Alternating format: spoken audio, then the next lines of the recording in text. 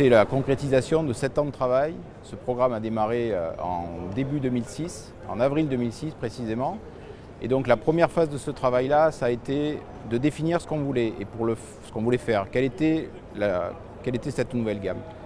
Et donc on a travaillé avec 50 clients, ce qu'on appelle des clients pilotes, qui ont partagé avec nous la vision de ce qu'était leur business dans les années 2015-2020. Et donc on a travaillé ensemble pour se projeter à cette période-là et se dire finalement le camion du futur c'est quoi. Et donc on a fait ça entre 2006 et 2007. À partir de 2007, on a fini la définition des véhicules. En 2008, on a gelé la définition des véhicules. On a fabriqué les outillages. En 2010, on a fabriqué les premiers véhicules. Et depuis 2010, on a testé de manière extrêmement intensive ces véhicules, à la fois sur des bancs d'essai. On a fait 5 millions d'heures d'essai sur ces bancs d'essai et on a fait 10 millions de kilomètres sur les routes tout autour du monde, sur nos pistes d'essai, de façon à assurer la qualité et la fiabilité de cette nouvelle gamme. Il y a surtout une gamme qu'on a vraiment structurée au départ, c'est la gamme T, quoi. La gamme T, c'est le cœur de gamme au départ. C'est ça qui a défini l'ensemble de l'identité des produits. À savoir, la gamme T, c'est la nouvelle signature de Renault Trucks, purement et simplement. Alors c'est donc cette espèce d'acide, cette fameuse Porcinto, cette espèce de ces gros piliers là, comme ça, un Stone Age, côté un peu primal, hein, parce que c'est un camion primal, quoi. On a essayé vraiment de retrouver un côté très musclé, très puissant. Un camion, c'est un véhicule extrêmement vertical. Et comme c'est vertical, c'est très difficile d'employer une dynamique sur un rapport vertical. Donc en fait, on est parti sur un parti pris où tu as une enclume à l'avant, donc qui est très solide, très attachée à la route, et par contre, ta fluidité, tu la retrouves sur les côtés, sur les latéraux.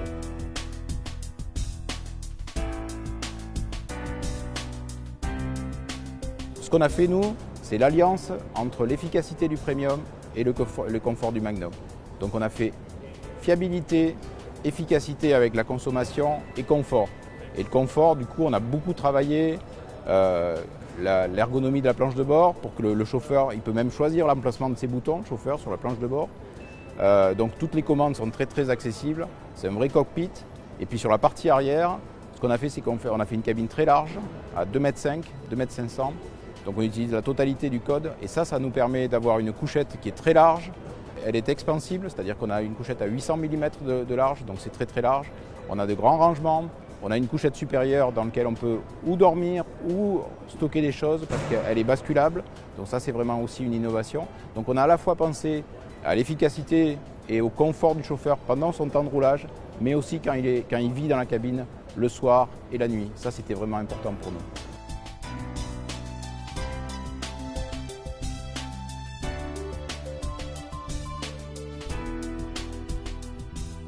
Là, entre les différents modèles de la gamme, les motorisations sont partagées. Donc on a deux moteurs, un moteur 11 litres et un moteur 13 litres, de 380 chevaux à 520 chevaux.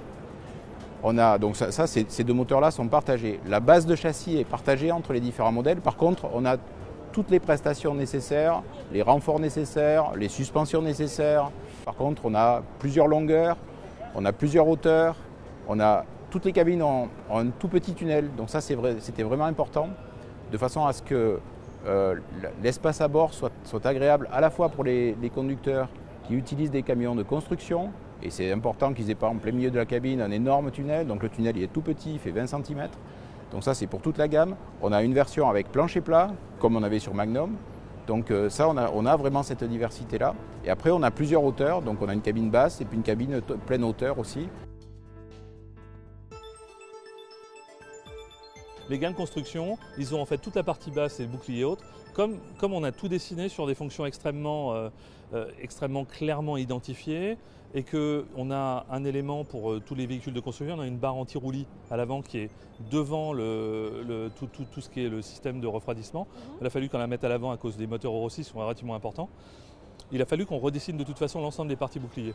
Donc là, comme on voit de toute façon les basculements cabine, ce qu'on avait voulu faire, puisqu'on est dans le langage d'un design très produit comme les motos et autres. Fonctionnalité avant tout.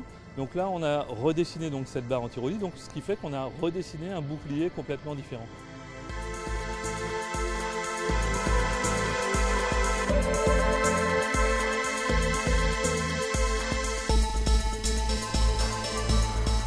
Alors les véhicules de ville, en fait, on a fait très peu de changements, si ce n'est pour garder l'unicité en fait, de gamme.